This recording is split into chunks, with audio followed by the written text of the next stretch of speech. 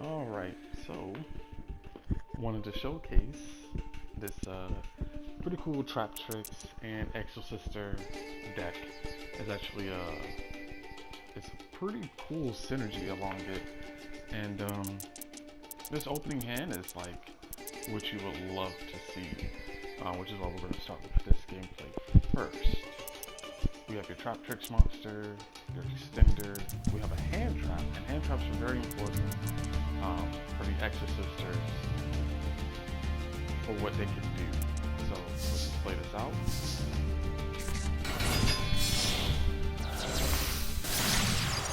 So with Trap Trix you have the trap card, you can activate it, get your little extension going. And I actually did this just so I can get an additional trap card on the field.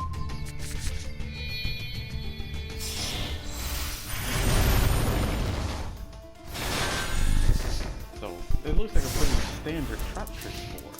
So of course your opponent's not going to know what lies in the way. Now we're playing this crazy magician deck right here. They messed up. So the duel doesn't go much further than this. They pay Call by the Grave. Anytime they move anything out the graveyard, your Exosisters activate. So this is where we trigger the trap. And if they had any like Ash Blossoms or anything like that, great couple like the stop it. And I do the chain in this order just in case they have to move this gate. I at least get one of the Exosisters and Trap Trix activated. And this pretty much just kills the duel right here.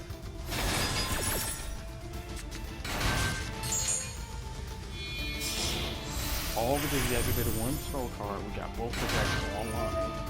So we get to pop on their turn, banish on the turn, and then with this we get a negate later on. So if they brought another monster, we can negate them. And then of course Trap Trix is still giving us more plays. The opponent's like, okay, now I might do one or two things to try to play through. Then they end and then they realize you're not winning. So this has been a pretty cool deck. I think let me look at some of these matches. Because if I look at the deck I can remember. Okay, this one was another pretty cool one. And I'm also show a loss. Against the dogs, and it's like when you go second, it's kind of hard to break boards. It's really cool. It's got a lot of things in a lot of the hands. Either you're going to play the Trap Trix part, or like in this hand, you're just going to be playing the Exosister part. And my opponent here tried to maxi me, but luckily this spell card is a quick play. So I was able to establish something for free. But here we go, we got a hand trap. And this duel pretty much shows you how the Exosisters pop off. Since we didn't have any trap cards, there was no reason to go into Trap Trix Mantis. Instead, we're just going to do the Exosisters part. So, we got ourselves the Utopia line. He activates effect. Activates Ghost Mourner. And our favorite card, Call by the Grave. So we're just gonna hit the fast forward. We know what's about to happen.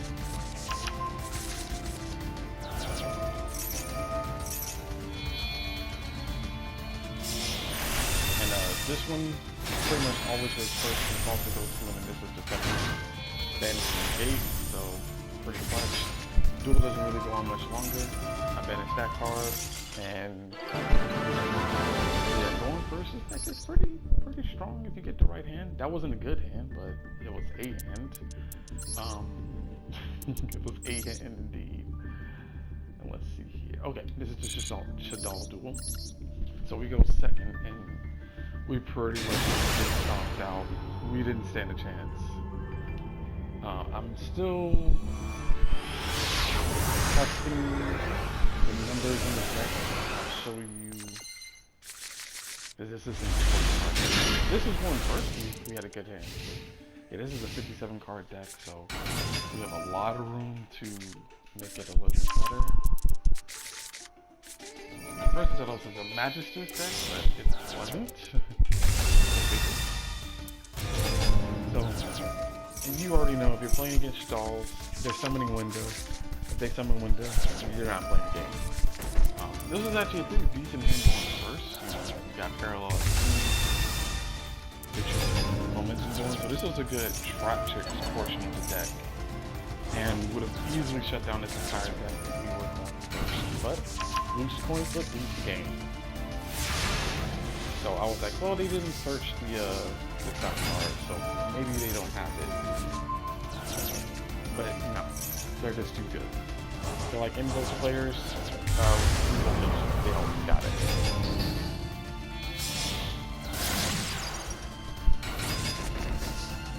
I was hoping to get some type of value out of it, but yeah.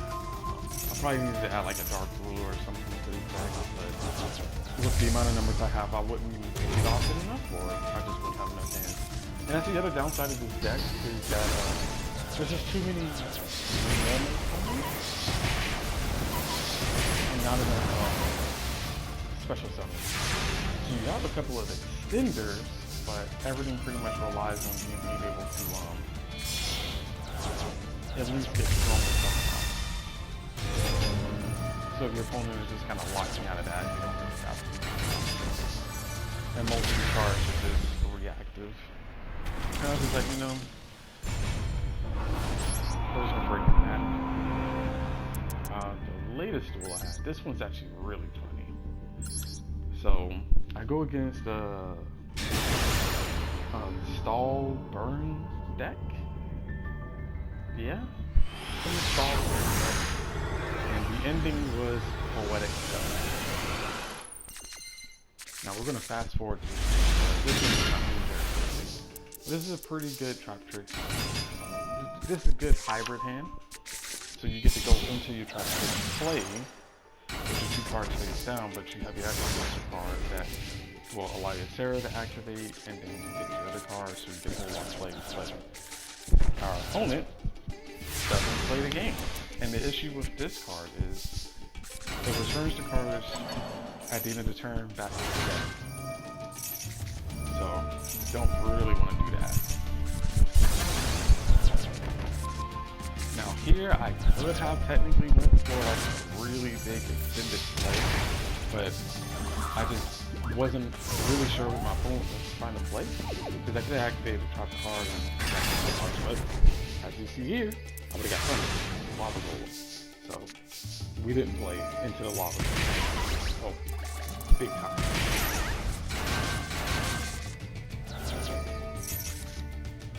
And Sophia is great. She gets just if you get her off the top card, you just basically get to drop a 3 off of her. And you get my points back. I was just trying to bait, see what I could do. Threaten more. Whatever. He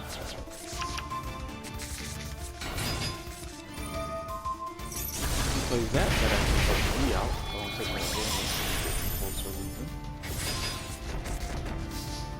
And now we're locked into Exosisters when we activate the top card. That's the other reason why playing on our turn isn't the best, but it could be helpful. So he goes for the lava golem, so I'm like, alright, well, here we go. But instead he goes for this, and that kind of messed him up. Yeah, you can use the X's to go into the other Exosisters. Hit good old negate. No effect. And then this turn, so we get the good old poetic justice. So of course I'm drawing. I get, yeah, big boy. And he plays Great Digger's Trap Hole. Yeah. Fast forward. So I had to think on the fly on how to get 2K here. So always just pop the Exosisters, second effects, you know, might as well just get free materials, free benefits. Now I kind of misplayed a little bit here. special summon her, and I drew into this. And I should have put Pantera to the right and not the left to get the parallel scenes, but it's fine. I'm not watching anything. I was going to be so future because I was like, oh, I'll just run to him and take him. But then I was like, wait a second, no, I don't need to do that either. So I get the trap card, and that allows me to get a monster. Just want to get the trap just because. At this point, his Nibiru was triggering. Yeah, he had Nibiru. But he knew I had the trap card.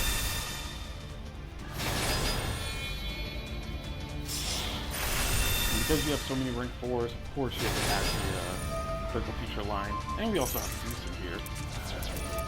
Finally actually use me. And just for my poetic justice, hit him with the trap hole. You want to try to burn me to death? I burn you to death. Good times, good times. So overall, it's a pretty fun deck. It's more consistent than what you would think. It's more consistent than what you would think, but it's not so good going second, which is his biggest issue. These two duels, nothing happens. And I think pretty much all of the duels where I lose, I surrender. And it's just because, yeah, like, I didn't open up well enough against Strytron. That was Shadal's. This was Ignite FTK. You're just going to lose if you don't open hand drop. And then another Shadal's deck? Oh no, that was the one I played. Which one was this one? Oops. Oh, okay. I'll show this one. This one was another interesting one. I'll put it on fast forward though. So this person, I had literally the perfect hand to beat the evil twins. Perfect. And by perfect, it was just Ice Dragon's person. You just wait for them to get both of their link monsters, one on the field, one in the graveyard. You activate Ice Dragon's prison, and you snatch up the one out the graveyard and banish one on the field, and then you win. Right? But my opponent here was a mind reader. So instead of doing that play, he did the super extended play.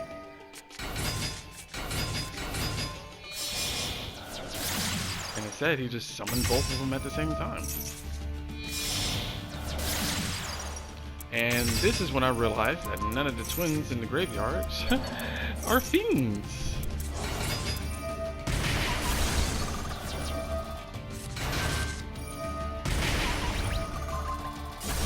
Yeah, I tried to play through it, but he just perfectly played around with everything.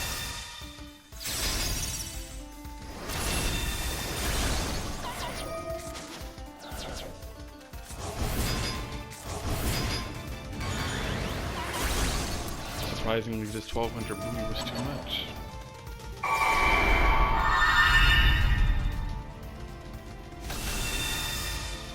And even though I could have played through Abomination, I couldn't play through no Nightmare Griffin. Like, what is this even?